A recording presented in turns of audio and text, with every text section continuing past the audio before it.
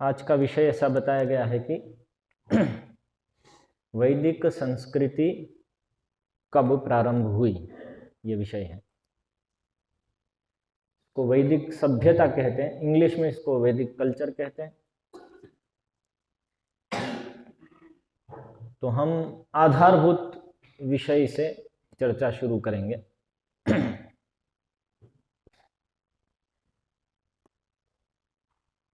Culture शब्द अंग्रेजी में उपयोग होता है। वैदिक culture, modern culture, American culture, British culture, African culture, Muslim culture, Christian culture, इस तरह से आप लोगों ने बहुत सुने होंगे। अलग अलग सब अलग अलग प्रकार के कल्चर होते हैं। जैसे चाइनीज कल्चर में वो लोग हर चलने फिरने वाली वस्तु खा लेते हैं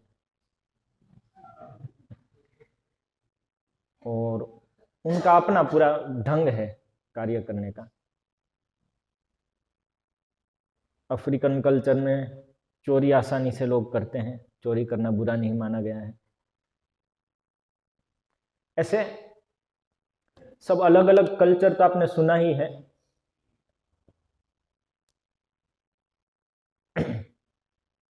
तो ये कल्चर क्या है, पहले तो ये जाने किस प्रकार से कार्य करता है, क्या है, फिर हम उसके ऊपर चर्चा शुरू कर सकते हैं कि वैदिक कल्चर क्या है।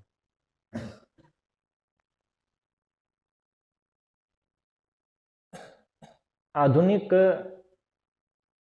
विद्वानों के, आधुनिक स्कॉलर्स जो सब हैं, उनके विश्लेषण में, उनके विचार में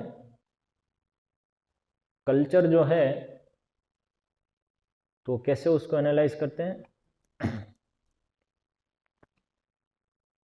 तो लोगों का गुट है किसी एक पर्टिकुलर जगह में या किसी प्रकार से, और वो लोग का खान पीन कैसा है, क्या खाते हैं क्या नहीं खाते हैं, क्या पहनते हैं क्या नहीं पहनते हैं,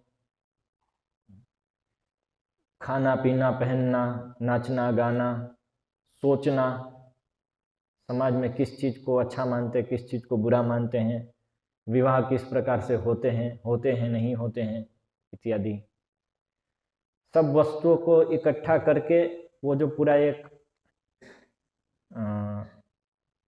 वातावरण बनता है, या वो जो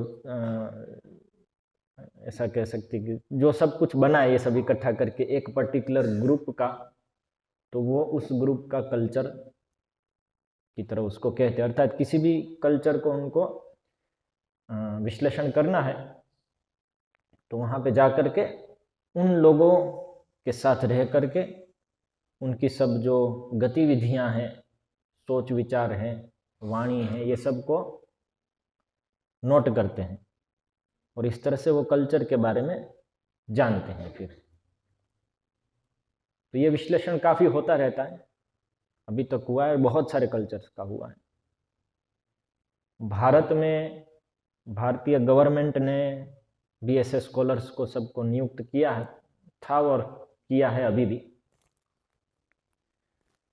और पूरा एक मल्टी वॉल्यूम पुस्तक का सेट निकला है जो गुजरात के अंदर अलग अलग जातियां क्या क्या करती थी, तो उसका 3 पुस्तक का सेट है गवर्नमेंट का, काफ़ी समय पहले पब्लिश हुआ था।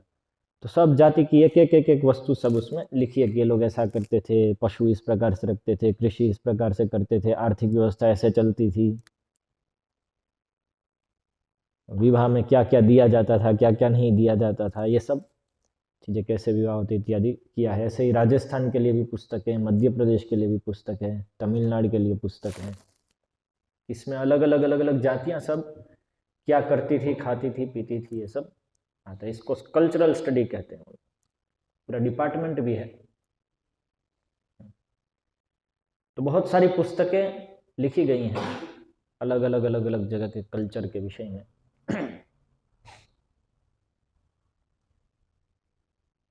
तो ये कल्चर जो है सब लोग क्या करते हैं क्या नहीं करते ये सब। तो जैसे भारत के लोग कुछ समय पहले कपड़ा लपेटते थे। कपड़े कैसे पहनते? तो लपेटते थे कपड़े, सिले हुए नहीं पहनते थे, लपेटते थे कोई भी कपड़ा।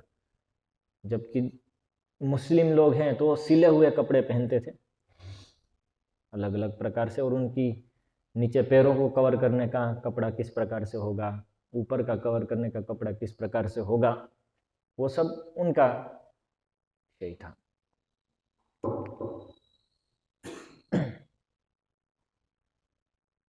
तो अलग अलग कल्चर यदि हम देखें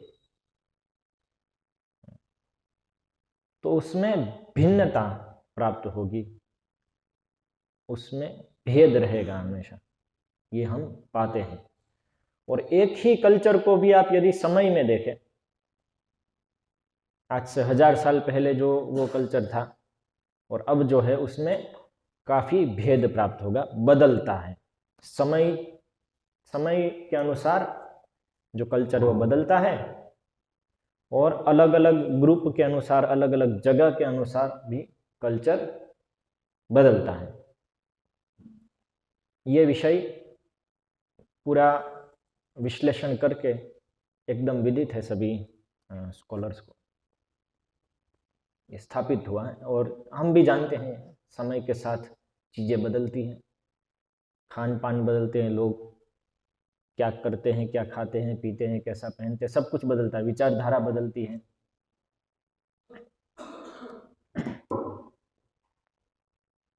तो इसलिए ये निष्कर्ष निकलता है कि ये क्यों बदलता है, कैसे बदलता है, सबको यदि देखें तो क्योंकि उसका जो कल्चर का जो आधारभूत कल्चर का जो आधार है, उसको पालन करने वाले लोग, और जहां वो पालन किया जा रहा है वो जगह, वो स्थान और प्रकृति, ये सब बदलते हैं, समय के अनुसार बदलते हैं, और एक ही समय पे भी अलग अलग है, अलग अलग स्थान पे। सही। तो ये सब के बदलने के कारण या अलग होने के कारण सब कल्चर के भाग अलग होते हैं, उसमें भिन्नता भी होगी और समानता भी होगी।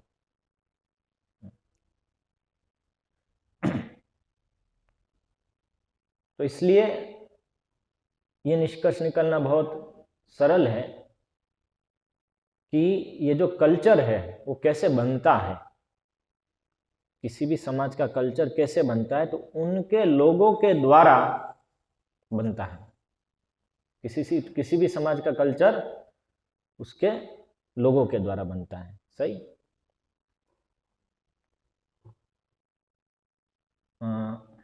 जैसे कॉलेज में जो आज लोग पढ़ते हैं, युवा लोग, तो कॉलेज का अपना कल्चर रहता है। सही। वो युवाओं के द्वारा, वहाँ पे पढ़ने वालों के द्वारा बनाया गया है कि हम कैंटीन में खाएंगे। सही। खाना है तो कैंटीन में जाओ, वहाँ पे एक टेबल लगी होगी, आजू बाजू 4-5 कुर्सियाँ लगी होगी, और सब मित्र बैठ करके खाएंगे, खाते खाते बातें करेंगे, तो और पफ खाएंगे, चाय पिएंगे। हमारे समय ये कल्चर था, अभी बदल गया होगा शायद, पता नहीं। तो ये है, वो लोग ने निश्चित किया है कि भाई इस प्रकार से करेंगे। अभी कल थोड़ा कुछ फैशन आएगा, कुछ दूसरा, तो तुरंत वो जब आता है तो वो लोग निश्चित करते भाई ये हम पालन करेंगे, चलो, तो वो बदलाव आ गया उधर। लेकिन वो कल्चर उन लोग निश्चित करते कि हम लोग ऐसा करेंगे, इस प्रकार से जिएंगे इस अवस्था में। तो ऐसे ही हर एक जगह पे जो कल्चर है वो उसमें जीने वाले लोगों के द्वारा निश्चित होता है। और क्योंकि अलग अलग जगह पे अलग अलग लोग हैं, उनकी विचारधारा अलग है, उनको क्या अच्छा लगता है, क्या बुरा लगता है अलग है, एवं परिस्थितियां अलग हैं, इसलिए अलग अलग जगह के कल्चर में आपको विभिन्नता प्राप्त होगी। जैसे बर्फीली प्रदेश में यदि कोई रहने वाले हैं तो वो लोग ठंडी में कृषि नहीं करेंगे, गर्मी में कृषि करेंगे। और सुदूर भारत जैसे जगह पे रहने वाले जो लोग हैं तो वो गर्मी में कृषि नहीं करेंगे, ठंडी और बारिश में कृषि करेंगे। और ऐसे पहनना भी बदल गया। वो बर्फ जैसी अवस्था है तो क्या पहनेंगे, सब बहुत ही ऐसे मोटे मोटे चीज़ें पहननी पड़ेगी। शायद आहार में भी भेद आ जाए, वाइन पीनी पड़ेगी यदि बर्फीले प्रदेश में रहते हैं तो परिस्थिति के अनुसार भी निश्चित होता है कि कौन क्या करेगा। तो इस तरह से अलग अलग जगह पे कल्चर भी अलग अलग होता है, क्योंकि कल्चर वहाँ पे रहने वाले लोगों के द्वारा निश्चित होता है, ये करना है और ये नहीं करना है।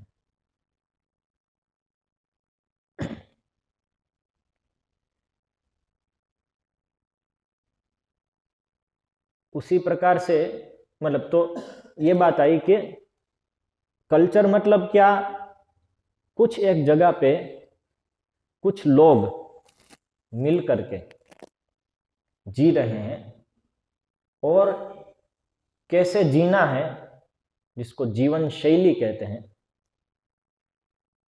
उसको निर्धारित कर रहे हैं कि हम लोग मिलकर के अभी तो ये करेंगे। जैसे हम लोग भी यहाँ पे करते हैं ना कि सब लोग भक्त लोग मिल गए तो हम लोग मिल करके पुस्तक वितरण जाएंगे हर रविवार को, फॉर एग्जाम्पल। या हम लोग सब मिलेंगे और प्रोग्राम में, इस प्रोग्राम में आएंगे तो सबको धोती पहननी है, सबको कुर्ता पहनना है, तिलक लगाना है। तो निर्धारित किया सब मिल करके। या तो सब भक्त लोग मिल करके भक्तिग्राम रहने चले गए, वहाँ पे सब नियम निर्धारित कर रहे हैं, ये करना है, ये नहीं करना है, ऐसा करना है, ऐसा नहीं करना है। तो इसी प्रकार से कोई अभी भक्त लोग की बात है, ऐसे ही कोई दूसरे भी लोग हैं, सोसाइटी बनाते हैं ना अपनी, एक जगह पे जाके रहने लगते हैं कि हम सब लोग साथ रहेंगे और इसके अंदर हमारे ये नियम रहेंगे। तो नियमावली बनाते हैं कि इस प्रकार से चलना है, तो वो कल्चर हो गया वहाँ का।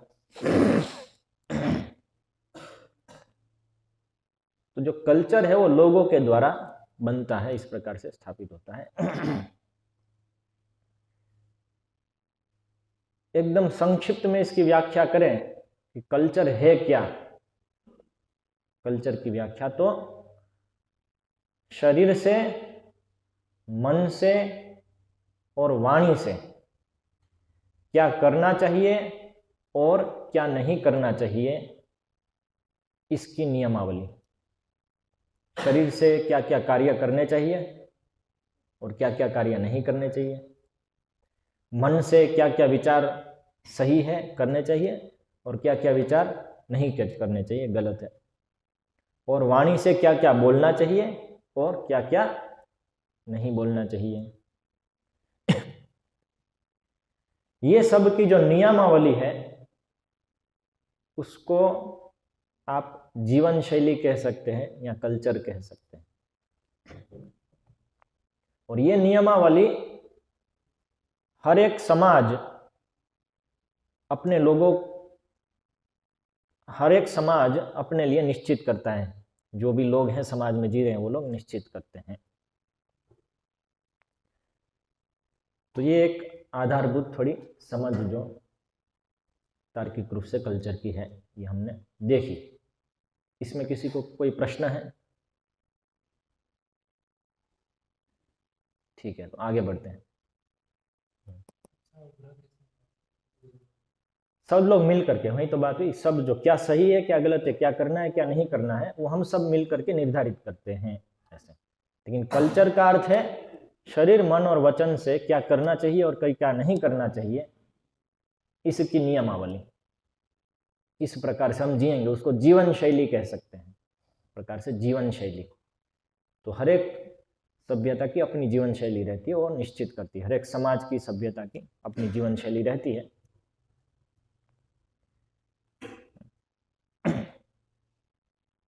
तो इससे हम स्पष्ट रूप से पाते हैं कि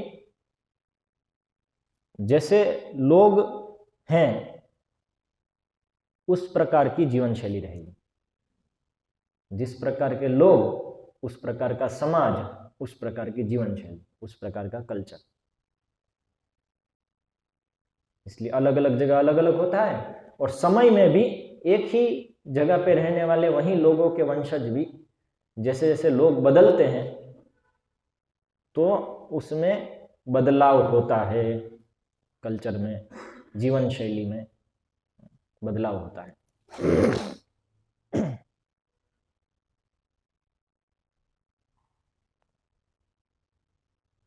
और ये बदलाव तो हम काफी देख ही चुके हैं सब जगह पे अभी।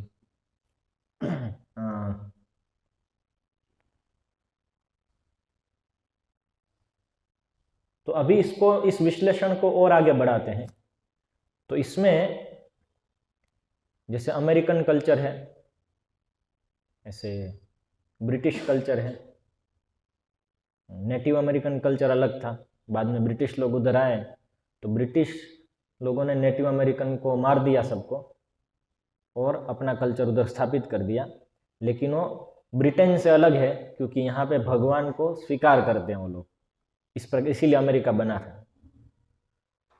जिनको क्रिश्चियनिटी पालन करनी थी वो ब्रिटेन में करने नहीं दे रहे थे, तो सब भाग करके इधर आ गए, और इधर सब नेटिव जो अमेरिकन में रहते हैं, ओरिजिनल रहते थे, उनको मार दिया और खुद रहने लगे और बोले कि यहाँ पे हमको धार्मिक स्वतंत्रता है, हम क्रिश्चियनिटी पालन करेंगे।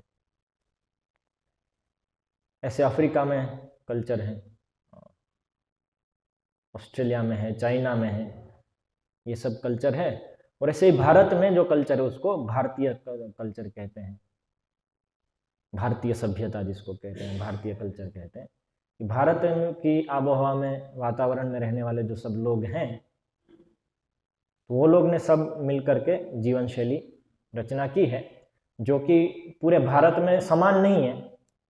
साउथ में थोड़ी अलग है, थोड़ा थोड़ा भेद है, समानता भी बहुत है और भेद भी है वातावरण के अनुसार, देश के अनुसार। तो यहाँ पे रहने वाले लोगों ने जो कल्चर बनाया वो भारतीय कल्चर गिनते हैं। भारतीय कल्चर के अंतर्गत अलग अलग समय पे अलग अलग कल्चर हुआ करते थे, क्योंकि समय के अनुसार ही बदलेगा, हर एक जगह पे ये रहेगा। तो इसमें एक समय था जब, जिसको वैदिक समय कहते हैं, और उस समय के लोगों का जो कल्चर था उसको वैदिक कल्चर कहते हैं। ये समय लगभग 4000 वर्ष पूर्व वैदिक समय था, इस प्रकार से निर्धारित करते हैं कि उस समय ऋग्वेद को पालन किया जाता था, उसके अनुसार यज्ञ किए जाते थे, इसलिए उस समय के लोग जो पालन करते थे उसको वैदिक कल्चर बोला। उसके बाद पुराण आए, तो पुराणों के अनुसार जो जीवन जीते उनको पौराणिक सभ्यता बोला। फिर धर्मशास्त्र आए, तो धर्मशास्त्र के अनुसार जो जीते हैं उनको धार्मिक सभ्यता बोला। और उसके पहले तो मानव सभ्यता का सबसे पुराना जो कल्चर है वो वैदिक कल्चर गिना जा सकता है, क्योंकि इस प्रकार की विस्तृत व्यवस्था जो दिखा रहे हैं वैदिक कल्चर में, वो कहीं और पहले उपलब्ध नहीं थी, बाकी सब जगह थोड़ी देर से आई है सब। तो ठीक है, वैदिक काल जो है वो 4000 वर्ष पूर्व है, और उस समय का जो कल्चर था वो इस तरह से पालन करते थे। और फिर धीरे धीरे पुराण आए, धर्मशास्त्र है, तो सब में आप देखेंगे कि भेद हो रहा है, बदल रहा है सब।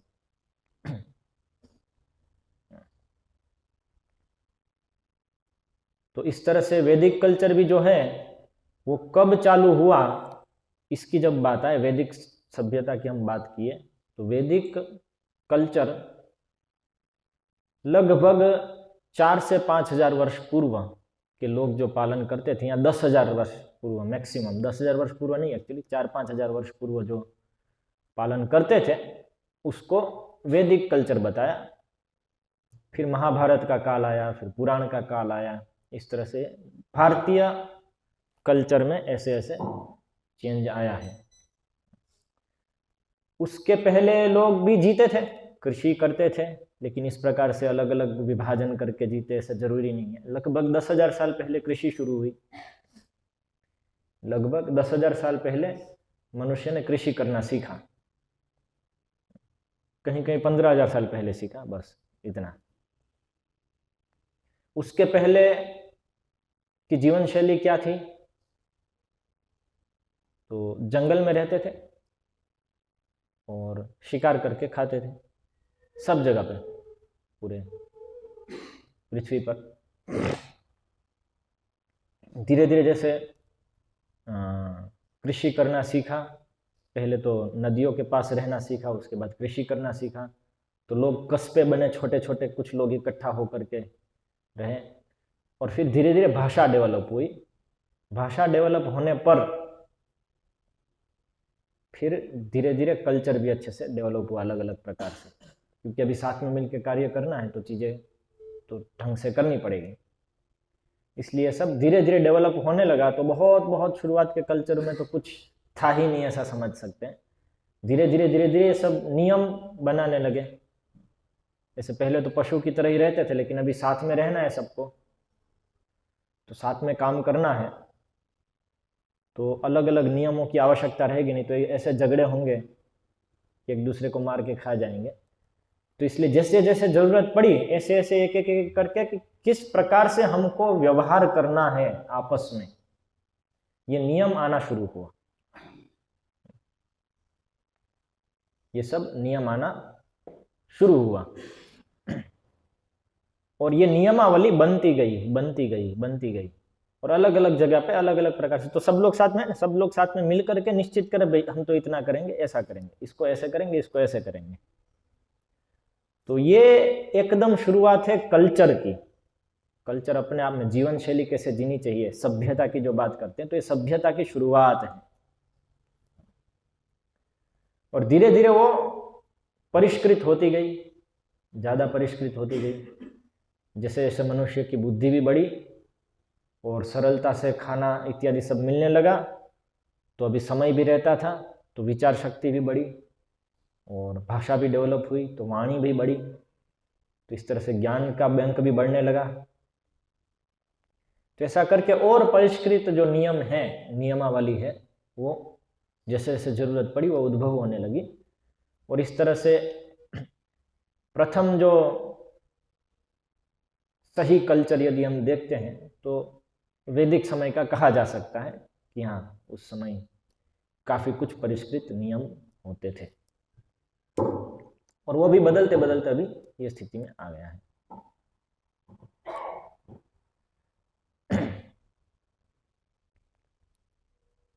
तो ये भारतीय कल्चर की बात हुई, ये वैदिक कल्चर की बात हुई। तो ये विश्लेषण के अनुसार लगभग 4 से 5,000 साल पूर्व, वर्ष पूर्व वैदिक कल्चर पालन किया जाता था। अर्थात यहाँ पे वो उसकी शुरुआत हुई, यहाँ पे प्रारंभ हुआ वैदिक कल्चर का, जिसको हिंदू लोग वैदिक संस्कृति कहते हैं। वहीं वैदिक जो पालन होता था, धीरे धीरे वो हिंदुत्व कहलाने लगा और वो हिंदुत्व भी आज परिवर्तित होते होते आधुनिकता के साथ मिक्स्ड हिंदुत्व है। और धीरे धीरे आधुनिक कल्चर जो है वो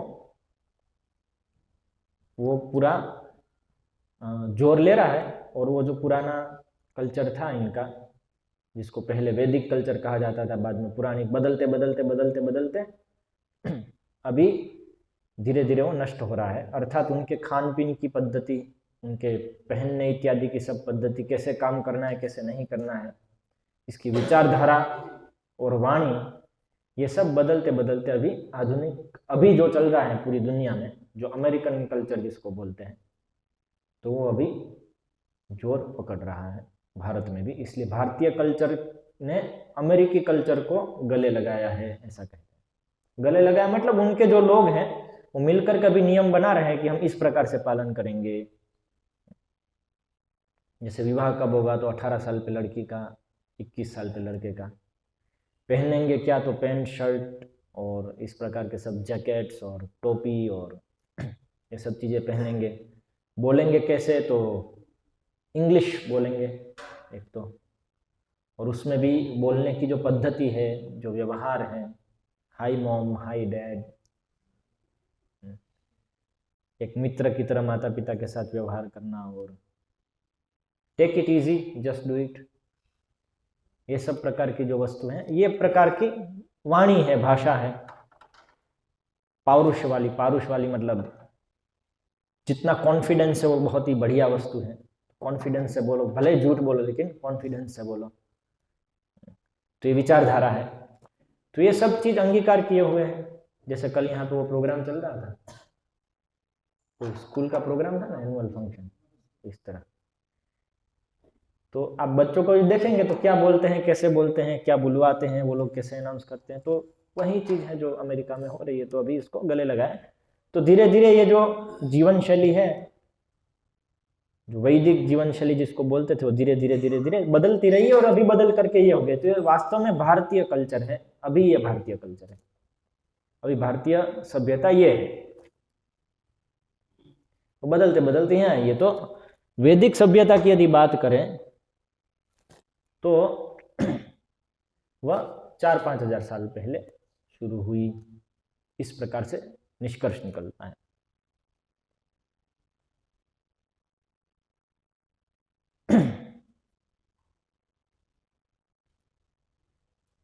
तो इसलिए आप लोग यदि धोती पहन के बैठ रहे हैं तो वो पुरानी बात है। उस समय के लोग ऐसा सोचते थे कि धोती पहननी चाहिए, अभी पैंट पहनना चाहिए, उसमें क्या समस्या है। सब अलग अलग कल्चर बदल रहा है, तो ये कल्चर बदला है। धोती जब पहनते थे, उसके पहले धोती के पहनने क्या पहनते थे, कुछ पेड़ के पत्ते पहन लेते होंगे। उसके पहले क्या पहनते थे, तो नंगे घूमते थे। तो ये तो अलग अलग समय पे अलग अलग चीज चलती थी। तो जो समय पे जो चल रहा है उसके अनुसार चलना चाहिए, ये एक विचार हो सकता है। लेकिन हमारा विषय यहाँ पे कब प्रारंभ हुआ उसका विषय था।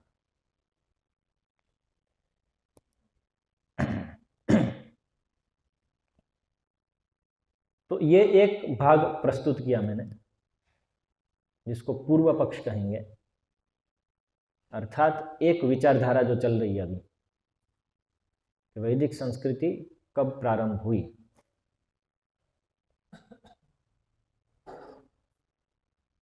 अभी मेरा इसमें मेरी आपत्ति है, मैं आपत्ति करता हूं इस विचारधारा से। जीवन शैली या कल्चर लोग मिलकर के डिसाइड करते हैं, ये बात पूरी तरह मैं स्वीकार करता हूं।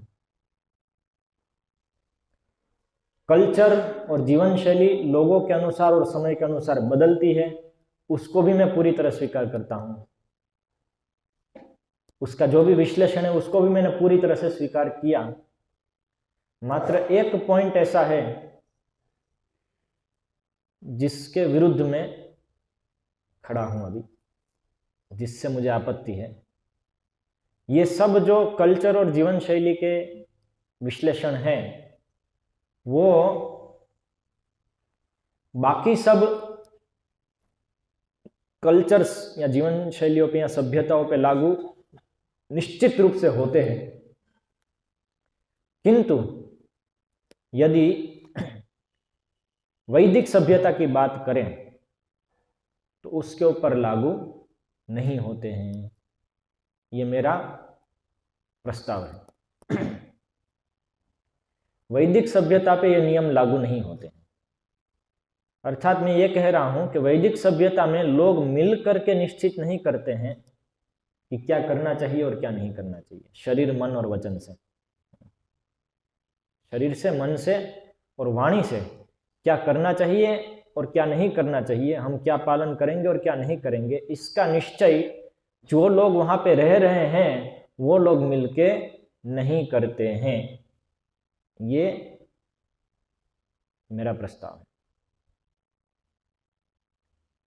तो वो लोग नहीं करते हैं तो कौन करते हैं?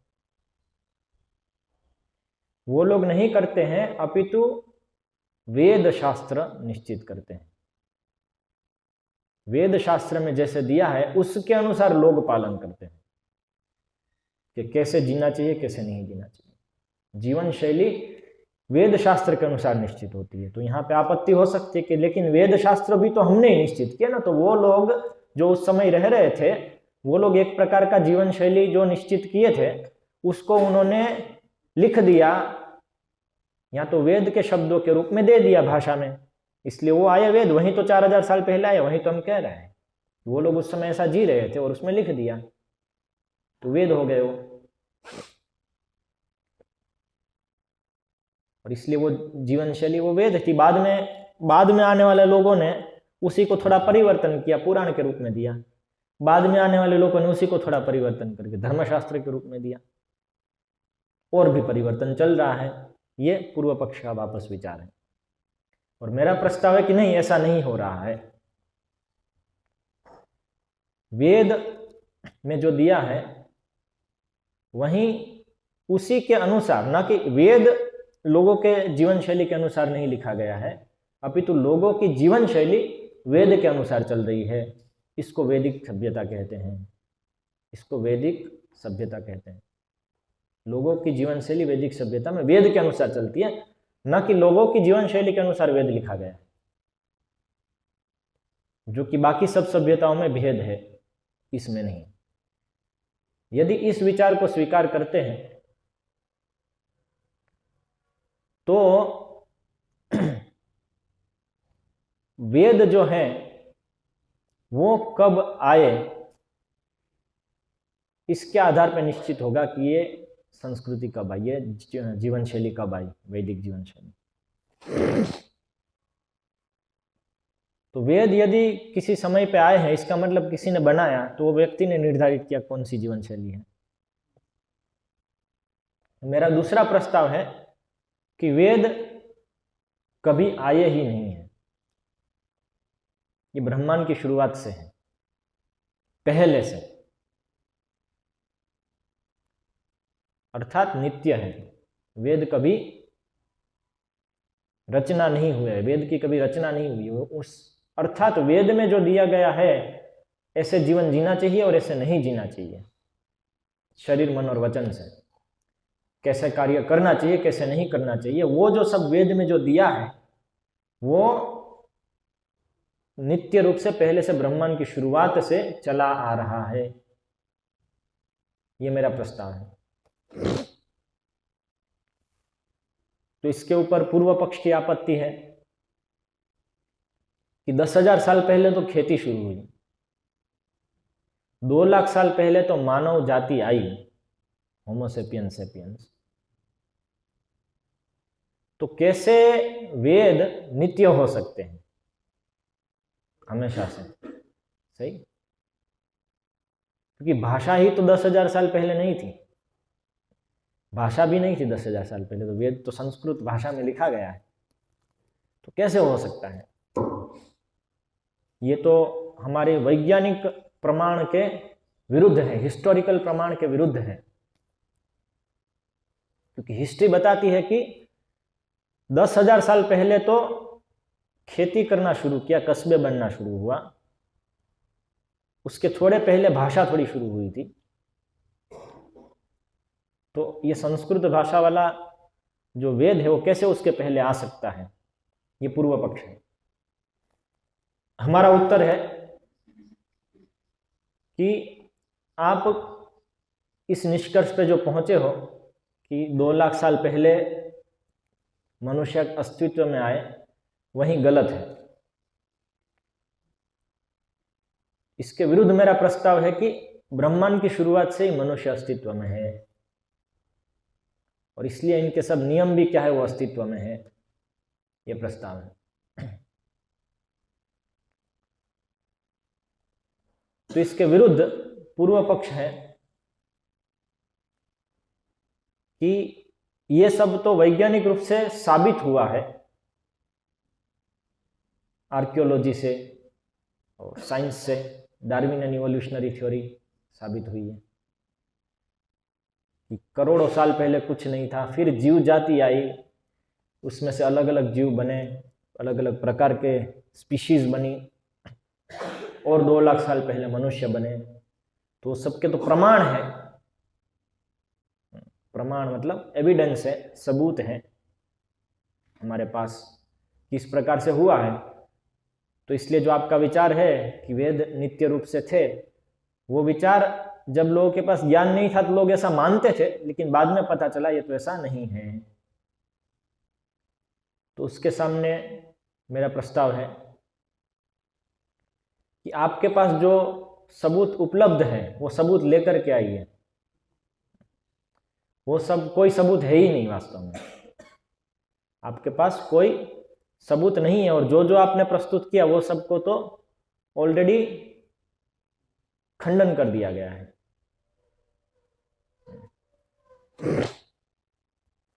ये मेरा प्रस्ताव है। खंडन करने के लिए बहुत सारी पुस्तकें, जिसको ज़्यादा विस्तार में पढ़ना है तो वो सब पुस्तकें उपलब्ध है। इसलिए कैसे डार्विनियन इवोल्यूशनरी थ्योरी गलत है, इस विषय में हम अभी चर्चा नहीं करेंगे। अच्युत कृष्ण प्रभु ने भी पूरी सीरीज ली है, जो इस्कॉन भोपाल के यूट्यूब पेज पे होगी, और जिसको गुजराती में सुनना है तो मैंने करजण में ली थी, वो मेरे यूट्यूब पेज पे है। तो गुजराती में सरल समझूती है और इनकी हिंदी में सरल समझूती है। तो डार्विनियन इवोल्यूशनरी थ्योरी तो हमने खंडन कर दी है। इसलिए एक प्रश्न रह जाता है फिर है क्या, किस प्रकार से हुआ। तो उसकी जो प्रस्तावित वास्तविकता हम जो प्रस्तावित करते हैं वो है कि पहले से मनुष्य अस्तित्व में थे, ब्रह्मांड की शुरुआत से। और ब्रह्मांड की भी शुरुआत हुई है, किसी ने की है, इस प्रकार से लेके चल रहे हैं। जो आधुनिक हिस्टोरियंस हैं वो लोग डार्विनियन इवोल्यूशनरी थ्योरी के ऊपर आधार रखते हैं, इसलिए उनकी हिस्ट्री की जो समझ है वो पूरी गलत है, क्योंकि वो थ्योरी ही उड़ गई तो हिस्ट्री की समझ तो उड़ जाएगी। आप बोलेंगे आर्कियोलॉजिकल डेटा का क्या, तो आर्कियोलॉजिकल डेटा के माध्यम से ही तो उड़ा है डार्विनियन इवोल्यूशनरी थ्योरी। इसलिए आप अपने डेटा को अपडेट कीजिए, पुराने जमाने का है आपका डेटा वो अपडेट नहीं हुआ है। आर्कियोलॉजिकल डेटा के माध्यम से डार्विनियन इवोल्यूशनरी थ्योरी भी गई है। तो इसलिए जो वेद है वो नित्य है, ये हमारा प्रस्ताव है। तो चलो डार्विनियन इवोल्यूशनरी थ्योरी को स्वीकार नहीं किया, ठीक है, तो भी वेद नित्य कैसे आप स्थापित करते हो? क्योंकि हम तो देखते हैं, हमने तो हिस्टोरिकल एनालिसिस किया सब वेदों का, पुराणों का इत्यादि का, तो उसमें तो ये एनालिसिस से तो हमको दिखता है कि 4000 वर्ष पूर्व ही वेद आए हैं।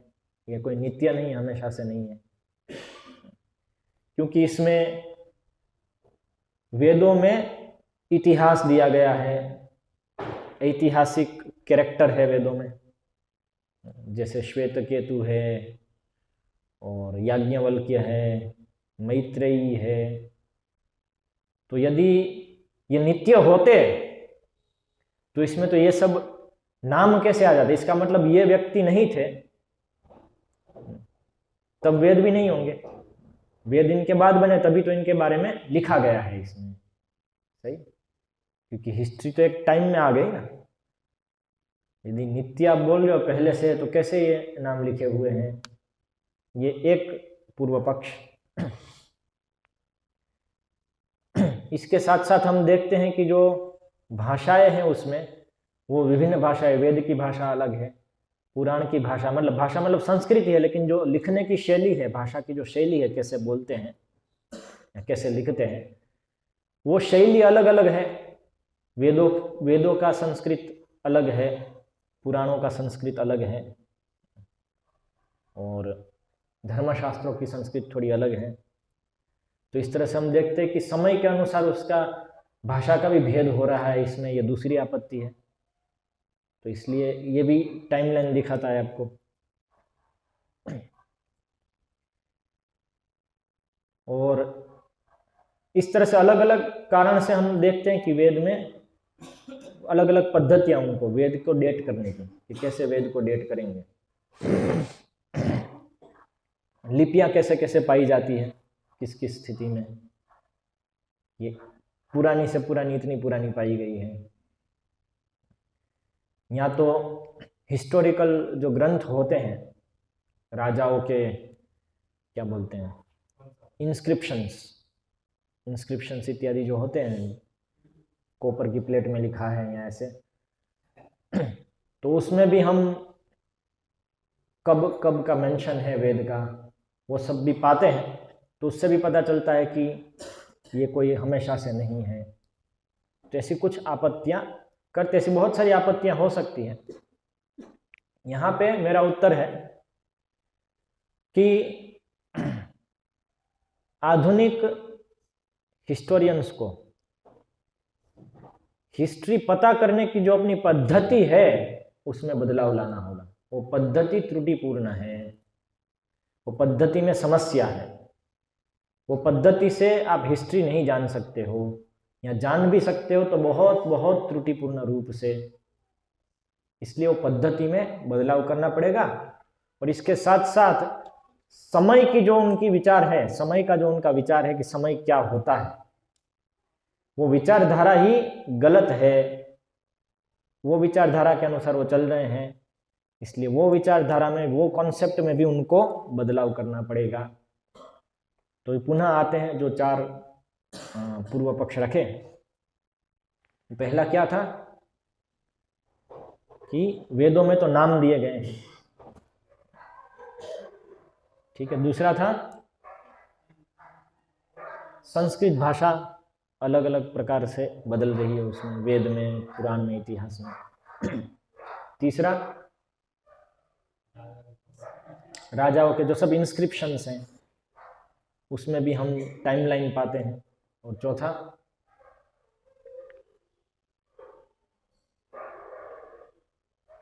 चौथा भी बोला ना कुछ, वो तो मैंने उत्तर में बोला, चौथा नहीं था, तीन ही पूर्व पक्ष रखे थे। अच्छा,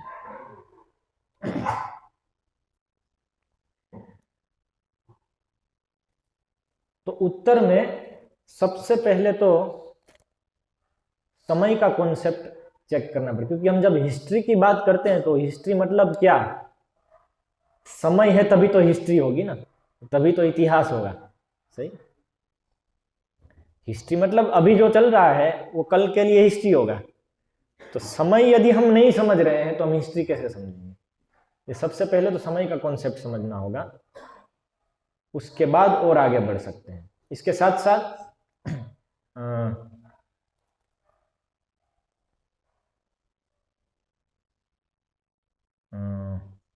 समय का कॉन्सेप्ट, और इसके साथ साथ ये भी एक तर्क मैं यहां पे रखता हूं। आपको यदि पीछे क्या हुआ था, हिस्ट्री मतलब क्या हुआ था, इसको जानना, इस तथ्य को जानना, तो वो यदि आपको जानना है, या किसी भी चीज के अस्तित्व के हिस्ट्री आपको जाननी है, तो उसके लिए श्रेष्ठ सोर्स क्या है। कोई पुस्तक है यहाँ पे, भगवद गीता, भागवतम, कुछ?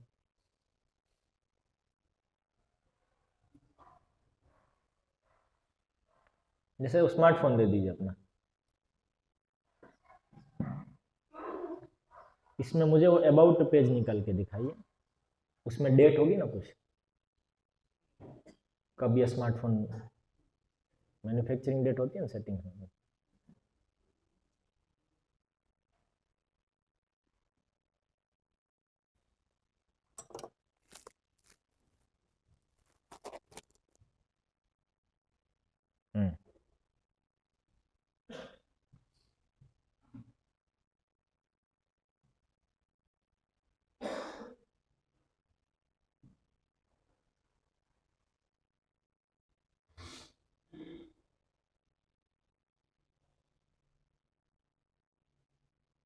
ये इसमें 1 जून 2021 ये लिखा है, ठीक है। ये कोई पुस्तक है, ये कब लिखी गई ये यदि मुझे जानना है तो मैं क्या करता हूं, इसके पन्ने में से एक पन्ना निकालता हूं जिसमें ये जो प्रति जो मेरे हाथ में है वो जनवरी 2023 को छपी थी। मतलब ये पन्ने जो हैं ये छपाई जनवरी 2023 को हुई थी और पहली प्रिंटिंग ये जब पब्लिश हुई तो ये 1975 में पब्लिश हुई थी। यहाँ पे लिखा है, मतलब ये भगवत गीता श्रील प्रभुपाद ने जिसका तात्पर्य लिखा पुस्तक के अंदर दिया है कि ये समय में हुआ था। अभी मैं इसको नहीं मानता, यहाँ पे दिया है लेकिन किसको पता, ये तो ऐसे ही लिख दिया हो। ठीक है, तो मैं क्या करूँगा, इसका थोड़ा एक भाग निकाल के radiometric dating technique, carbon dating technique से कम ये पन्ने कब हुए थे उसका पहले पता लगाता हूँ। ठीक है, पन्ने स्याही कब हुई थी। उसके बाद इसकी जो भाषा है, इस पुस्तक में जो भाषा दी है, उस प्रकार की भाषा की शैली हिस्ट्री में मैं देखूंगा आज से कितने सालों पहले लोगों में इस प्रकार की भाषा की शैली चलती थी लिखने में। तो इसलिए पुरानी सब पुस्तकें जिसकी डेट मुझे पता है उन सब को विश्लेषण करूंगा। हाँ, मिलती जुलती भाषा की शैली है तो ये उसी डेट के आसपास की होगी। इसके अलावा मैं और क्या करूंगा, इसमें किन किन लोगों का नाम दिया हुआ है, तो जो लेटेस्ट व्यक्ति का नाम दिया होगा उसके बाद होगी, कम से कम उसके तो बाद ही होगी। ये तीनों चीजें आ गई जो हम चर्चा कर रहे हैं। इस प्रकार से मैं इसकी डेट प्राप्त करने का प्रयास करूंगा। तो ये सब पद्धति भी है। मान लो इसमें हिटलर का नाम दिया है भगवद गीता में तात्पर्य में, तो मतलब हिटलर के आने के बाद ही ये तात्पर्य लिखा गया हुआ। सही क्यों? तात्पर्य तभी लिखा गया होगा ना, तभी तो हिटलर का नाम आया। तो शैली तो सही है, इस तरह से पता कर ही सकते हैं, हिटलर का नाम आया तब। और छपने के पेज से उसकी कार्बन रेडियोमेट्रिक डेटिंग टेक्निक से जो मैं पता किया कि ये साल में छपी होगी, ये साल के आसपास, तो उससे ये मिल गया कि इसके बाद तो नहीं है, इसके पहले ही रचना हुई होगी तभी तो छपी है। इसके बाद होगा और इसके पहले, तो आइडिया आ गया ना कि किसके अंतर्गत कितने काल के अंदर ये पुस्तक अस्तित्व में आई होगी।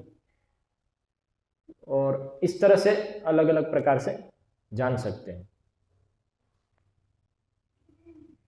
तो ये पद्धति आज के हिस्टोरियन पालन करते हैं। और मैंने जो कहा कि ये साल में हुई पब्लिश, इसमें लिखा है उसके अनुसार, तो वो हमारे भारत के लोग इस प्रकार से करते थे वेद शास्त्रों को डेट करने के लिए। हमारी भी डेटिंग टेक्निक थी, भारतीय लोगों की डेटिंग टेक्निक थी, जो वैदिक सभ्यता को पालन करने वाले जो लोग थे, जिनको हिंदू भी कभी कहा जाता है, उन लोगों की भी डेटिंग टेक्निक थी। लेकिन उनकी डेटिंग टेक्निक क्या थी, वो पुस्तक में जो लिखी है वो डेट स्वीकार कर लो। सही। तो अभी किसको आप बुद्धिमान बोलेंगे, किसको मूर्ख बोलेंगे?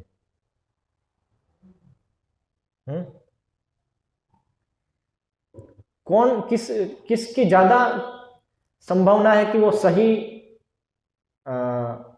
डेट प्राप्त कर पाएगा इस पुस्तक की? किसकी ज्यादा संभावना है दोनों प्रक्रियाओं में से?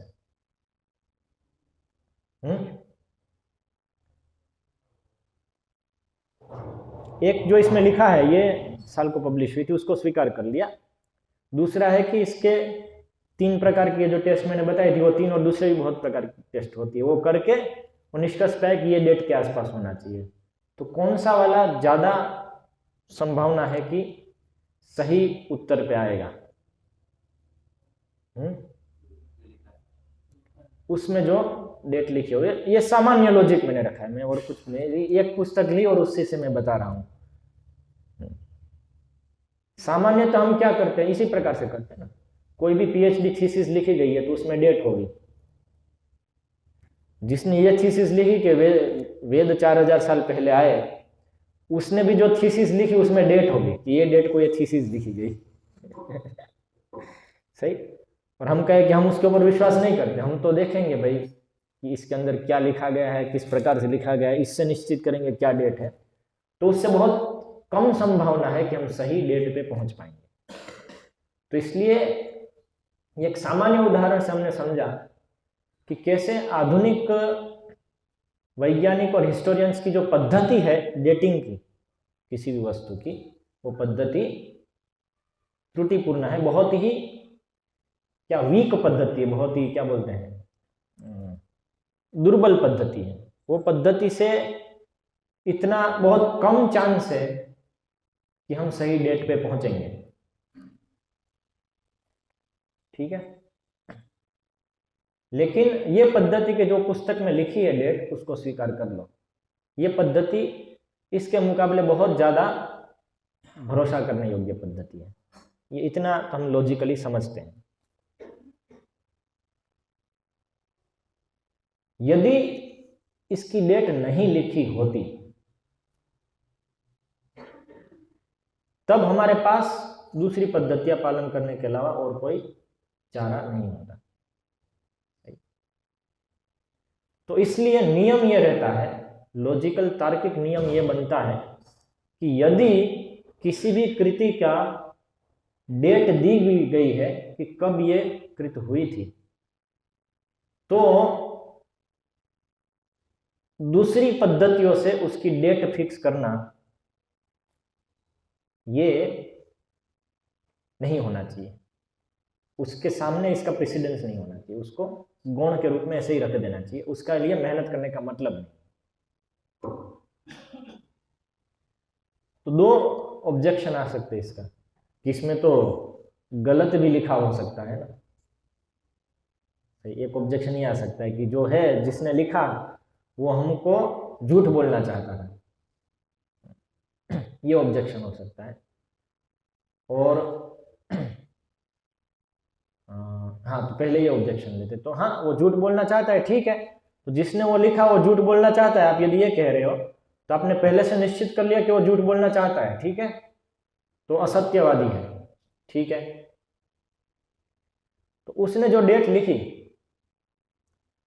और उसका यदि ध्येय यही था कि तुमको पता नहीं चलना चाहिए कि इस डेट पे हुआ था, सही से गलत डेट पता चलनी चाहिए, ठीक है, तो उसको यह भी पता होगा कि आप बाकी सब पद्धतियों से डेट प्राप्त करने का प्रयास करोगे, इधर उधर से कुछ ना कुछ नाम डालते रहेंगे, कुछ ना कुछ ऐसा भाषा की शैली भी, फिर वो उस समय की शैली नहीं रखेगा।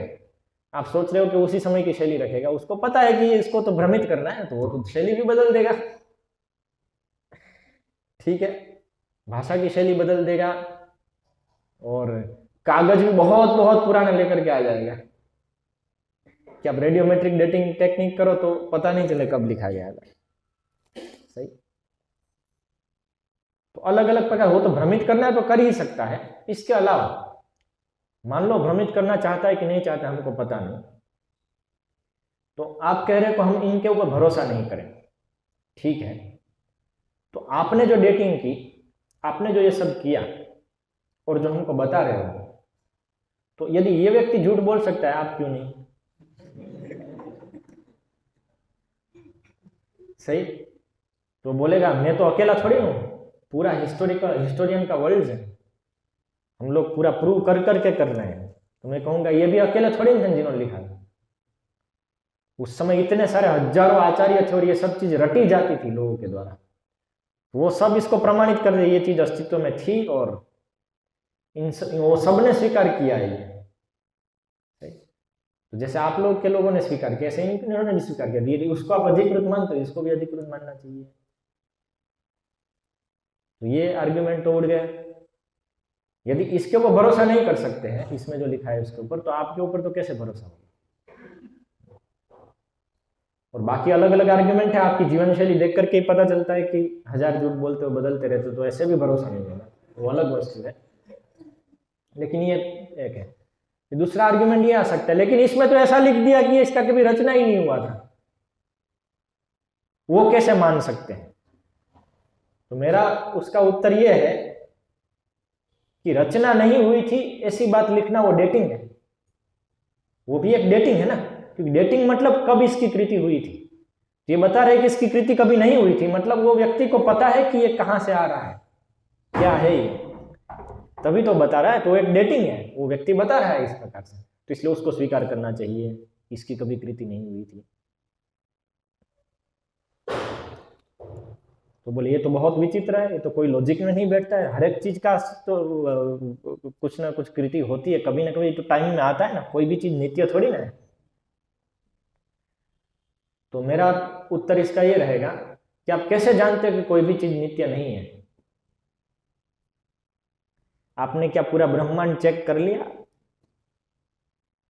कि नित्य नहीं है? सही। आप खुद भी, आपका जीवन भी कभी समाप्त, आप मरेंगे ये भी आप साबित नहीं कर सकते हो, बाकी सब भले ही मरते हो, लेकिन आप मरोगे आप कैसे साबित कर सकते हो? आपकी पद्धति के अनुसार। तो इसलिए नित्य वस्तु का अस्तित्व है या नहीं है, वो प्रत्यक्ष अनुमान, यानी कि आपकी जो पद्धति है आधुनिक पद्धति, उससे ना तो उसको प्रूव कर सकती है ना तो डिस्प्रूव कर सकती है। इसलिए कोई वस्तु नित्य हो भी सकती है, लेकिन वो बोलेंगे लेकिन नित्य है तो फिर ये तो देखो ये बना बिगड़ जाएगा, खत्म हो जाएगी, ये पुस्तक तो समाप्त हो जाएगी। पुस्तक समाप्त हो जाएगी, लेकिन तो उत्तर है पुस्तक समाप्त हो जाएगी, लेकिन उसका ज्ञान की बात हो रही है, वो कब आया? उसके अंदर जो शब्द है वो कब आए?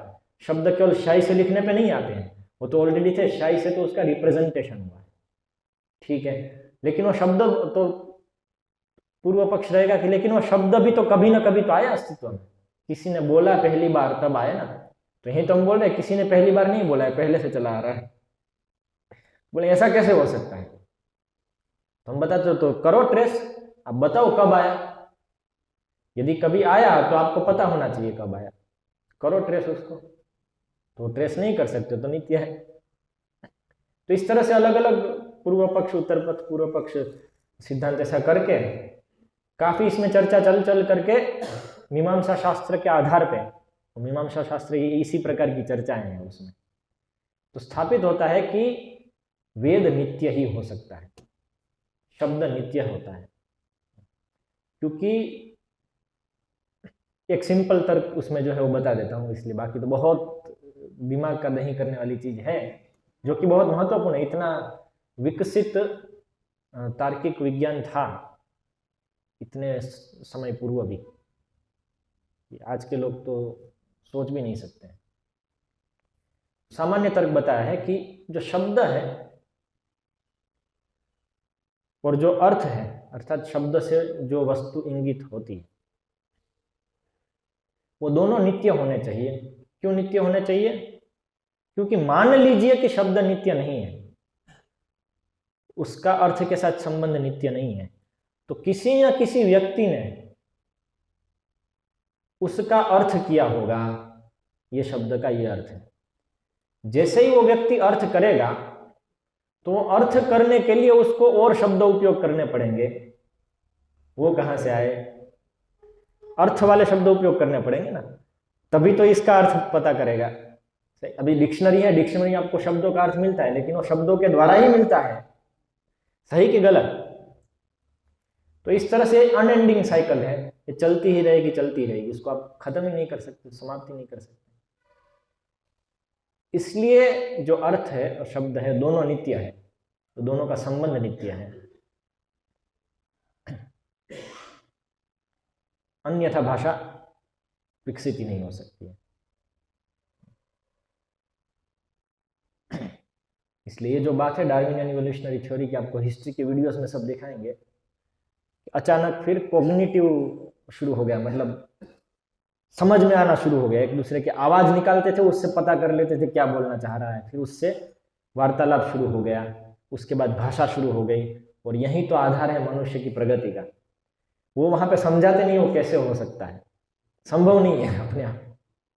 ये वह विषय यहाँ पे मीमांसा में विस्तार में चर्चा हुआ है। तो इसलिए इस प्रकार से हम जब तक आप स्थापित नहीं करते कि नित्य नहीं है, तब तक तो नित्य ही दिखता है लॉजिकली जो भी शब्द आ रहा है। और हम परंपरा में अभी तक जो देखते आ रहे हैं, तो वेद जो है उसकी परंपराएं चली है, जिसमें एक व्यक्ति अपने शिष्य को सटीक रूप से एकदम परफेक्टली वेद सिखाता है कि वो परफेक्ट उच्चारण कर रहा है जैसे उसका गुरु कर रहा है, और वो अपने शिष्य को भी इसी प्रकार से सिखाता है, उसमें जरा भी भेद नहीं आता है और इस तरह से वो आगे बढ़ता रह रहा है। इसको हमने अपनी आंखों से कितनी बार देखा हुआ है पूरे विश्व में, ब्रिटिशर्स ने भी इसको देखा है और अभी तक वो चला आ रहा है कुछ कुछ जगहों पर। इसलिए हमारे पास तो ये प्रमाण है कि इस प्रकार से परंपरा चली आ सकती है वेद की शास्त्र। अभी उन्हीं में दिया है कि ये नित्य है। तो अभी दूसरा पॉइंट आ सकता है कि पूर्व पक्ष से, लेकिन ये जो वेद है यदि वो नित्य है तो उसमें नाम कैसे दिए हुए हिस्ट्री के सब लोगों के? श्वेत केतु है, गर्ग है, इंद्र है, चंद्र है, वरुण है, और भी अलग अलग नाम दिए हुए, मैत्रेयी, याज्ञवल्क्य, मनु। तो ये तो हिस्टोरिकल फैक्ट्स इसमें बताए हैं। यदि ये बताए हैं तो कैसे नित्य हो सकता है? ये तो हिस्ट्री में एक भाग में आ गया, ये हुआ, उसके बाद ये लोग आए। इस विषय की चर्चा हम आगे बढ़ाएंगे कल। सही, ये समय हो गया, क्योंकि इस विषय के लिए समय जो अभी हो गया है उसके बारे में विस्तार में जानना पड़ेगा, और हम उससे देख पाएंगे कि आधुनिक हिस्टोरियन और वैदिक इतिहासकार ये दोनों के विचार में कितना भेद है और कितना बड़ा भेद है, ये हम देखेंगे उसमें। तो यहाँ पे हम समाप्त करते हैं।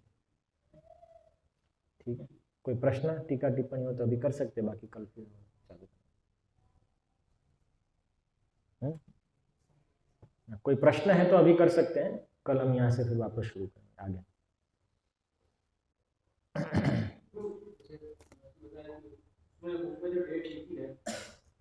तो अभी आधुनिक जो उनको भरोसा ना करने का कारण क्या है?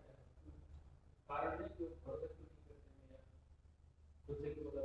आधुनिक लोगों का क्यों कारण, क्या कारण है कि वो डेट पे भरोसा नहीं करते? पहले तो डेट ही ऐसी लिखी है कि नित्य है, वो दिमाग में बैठता नहीं। नित्य कैसे हो सकता है कुछ भी? जिनका विचार है कि 2 लाख साल पहले तो मनुष्य जाति अस्तित्व में आई, तो कैसे उनके दिमाग में बैठ सकता है कि नित्य रूप से भाषा होगी? जब भाषा ही नित्य रूप से नहीं होगी तो कैसे वेद नित्य रूप से होंगे? ये पहला ही वहाँ पे फंडामेंटल समस्या है, इसलिए वो स्वीकार नहीं कर पाते। इसलिए फिर बात आती है कि हो सकता है कि बीच में जो मतलब ये सब विचारधारा रही है, तो हर एक समाज में अलग अलग लोग पुस्तकें रचना करते हैं, उसमें ये लिख देते हैं, नॉवेल लिख देते हैं, वैसा करते हैं, तो सब जगह पे सब थोड़ी सब कुछ सही लिखा होता है। तो ऐसे ही ये भारतीय सभ्यता के ग्रंथ है, इसमें भी इन लोगों ने लिख दिया। ऐसा नहीं है कि हो सकता है कि वो लोग ऐसा मानते थे, ऐसा कह सकते कि वो लोग ऐसा मानते थे, लेकिन कैसे स्वीकार करें कि वो वास्तव में था? इस तरह से लेके वो लोग चल रहे हैं।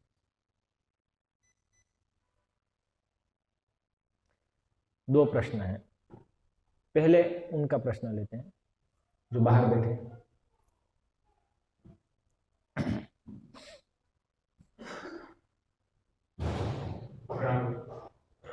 जैसे मॉडर्न साइंटिस्ट जो है तो ये कार्बन डेटिंग से बता कि जो सबसे पुरानी वेद जो ऋग्वेद लिखी है वो प्रॉब्ली सिल्क साइड में भी 1500 बीसी की डेट है। तो कैसे रिक्रूट करेंगे? वो लोग जो डेटिंग टेक्निक से ये स्थापित करते हैं कि 1500 बीसी की, और कोई कोई कहता है 1800 बीसी के, विट्ज़ेल कहते हैं कि 1500 बीसी की है। तो उसको कैसे रिफ्यूट करेंगे? तो उसको तो हमने पहले ही उसका उत्तर दे दिया कि आपकी जो टेक्निक है सब वो त्रुटिपूर्ण ही है।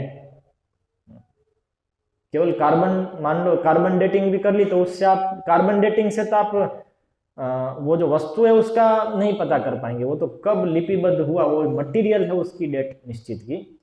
बाकी जो डेट निश्चित करते हैं वो भाषा की शैली के अनुसार करते हैं। तो वहां पे भी बहुत सारी समस्या है, क्योंकि पहले तो इतने पुराने ग्रंथ ही उपलब्ध नहीं है लिपिबद्ध जिसकी डेट आपको पता हो, कि जिसके साथ आप कंपेयर करोगे, कंपैरिजन की टेक्निक को भी लेके जाए तो, इसलिए उसमें बहुत सारा स्पेकुलेशन है, बहुत ही अनुमान है। यदि आप उसके रिसर्च पेपर्स को पढ़ेंगे तो हंस हंस के पागल हो जाएंगे, ऐसे रिसर्च पेपर्स हैं जो पीएचडी होकर के आए हैं इनके, क्योंकि बहुत अनुमान है, बहुत ही स्पेकुलेशन है उसमें। और इसमें ये व्यक्ति का नाम दिया, उस व्यक्ति का नाम दिया है, उस तरह से भी लेके जाएंगे तो मैं एक सिंपल वस्तु कहता हूं, वो लोग को कंफ्यूज कर देगी ऐसी उनकी पद्धति से। वेद में पुराण के बारे में लिखा है, पुराण में वेदों के बारे में लिखा है, धर्मशास्त्रों में पुराण वेद सबके बारे में लिखा है, और पुराण वेद में धर्मशास्त्रों के बारे में लिखा है, सब में सबके बारे में लिखा है।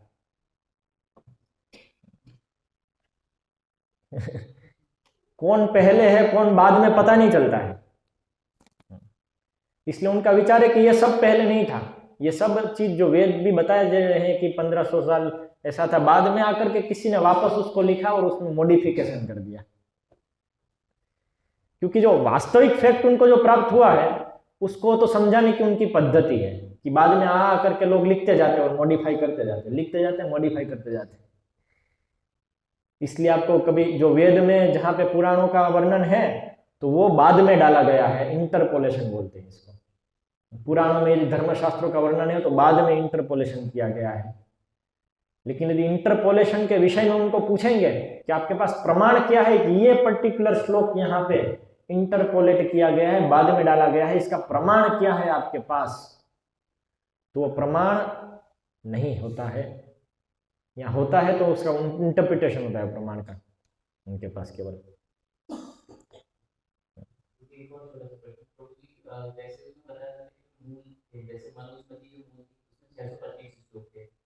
हाँ, वो उसको कैसे पता चला कि मनुस्मृति मूल में 625 श्लोक थे?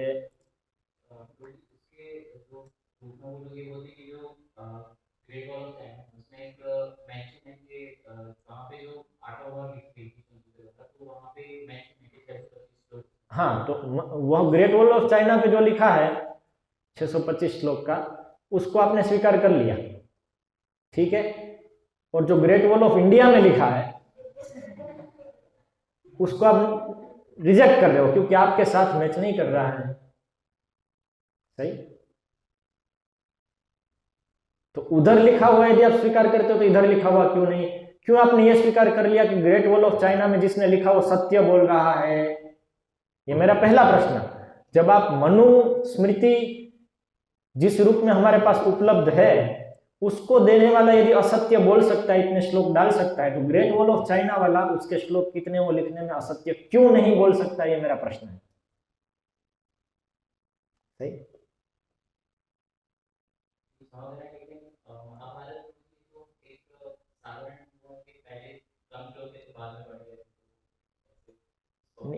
ये सब मैं चैलेंज इसी प्रकार से करता हूं ना। आपको कैसे पता कि पहले ये था और बाद में ये हुआ?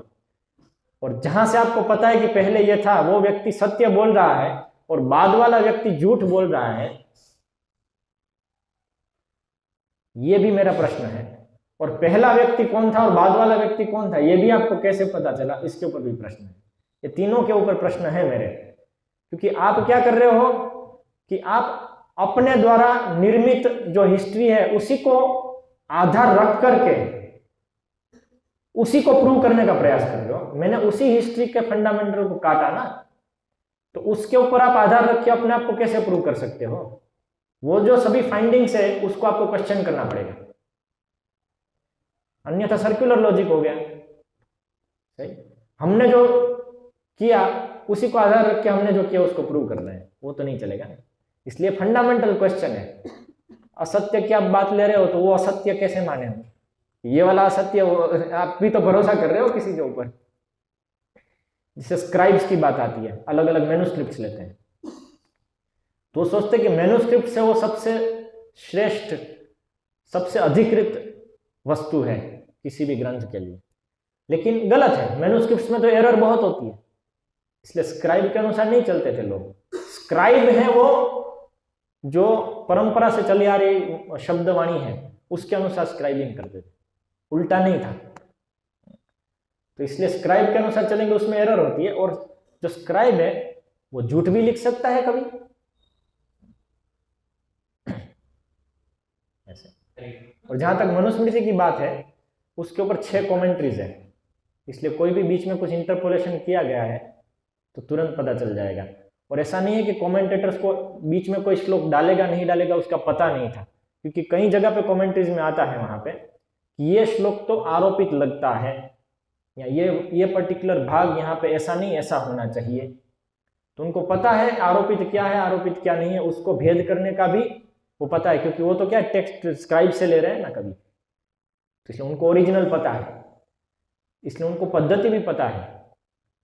तो वो पद्धति भी उनको पता है और फिर भी वो वहीं के वहीं श्लोक लेके आ रहे हैं। तो मतलब यदि वो आरोपित हुआ होता तो इनको पता चल जाता, और यदि इनको पता नहीं चला तो आपको कैसे पता चल गया? और आप बोल रहे कि इनको पता चला लेकिन ये लोग चीटिंग कर रहे हैं, इन लोगों ने ही आरोपित किए हैं। तो मेरा आपको प्रश्न है कि आप चीटिंग कर रहे हो ये बोल करके।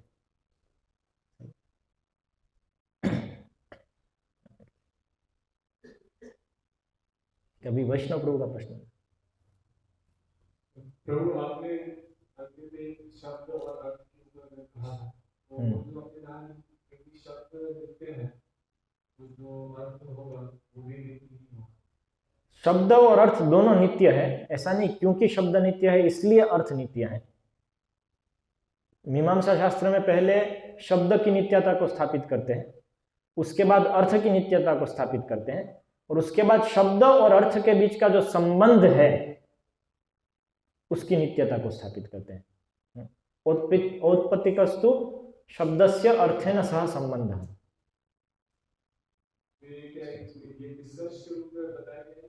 यस, मैंने अभी जो बोला वो निष्कर्ष बताया था केवल।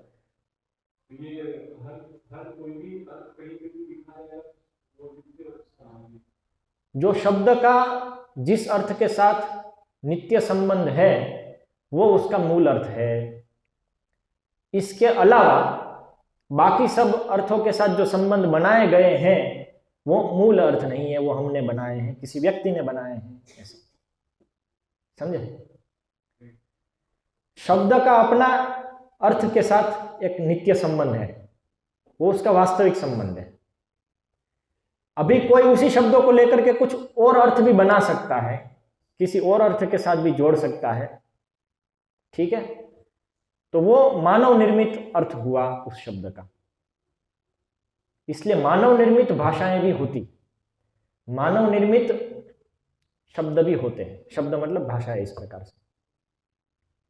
इसलिए वेद नित्य है, इसका अर्थ यह नहीं है कि कोई भी वस्तु, कुछ भी आवाज होती है या कुछ भी भाषा होती है या कोई भी वाणी होती है या कोई भी ग्रंथ होता है वो सभी ग्रंथ नित्य हो गए, इसका अर्थ यह नहीं।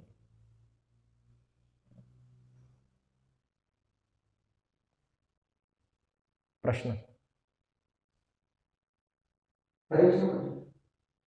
तो ये आपने जीवन शैली का बताया, वैदिक पौराणिक और शास्त्र है।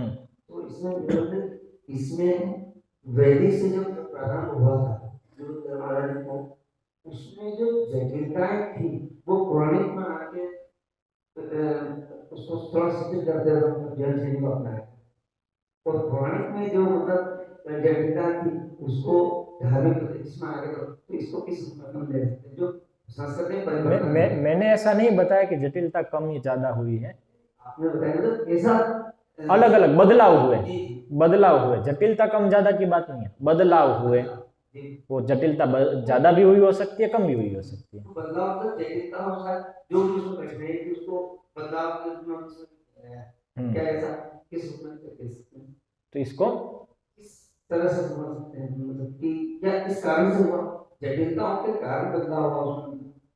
नहीं, बदलाव मतलब लोग आएंगे तो लोग बदलेंगे तो नियम बदलेंगे, उसको लिपिबद्ध कर दिया तो वेद का पुराण हो गया, पुराण का धर्मशास्त्र हो गया। सभी जगह ऐसा होता है। ये पूर्व पक्ष मैंने रखा था, मेरा मतलब नहीं है। लोग बदलने का कारण बदलता है, वो तो हम ऑलरेडी उसके फंडामेंटल चर्चा कर लिए एनालिसिस।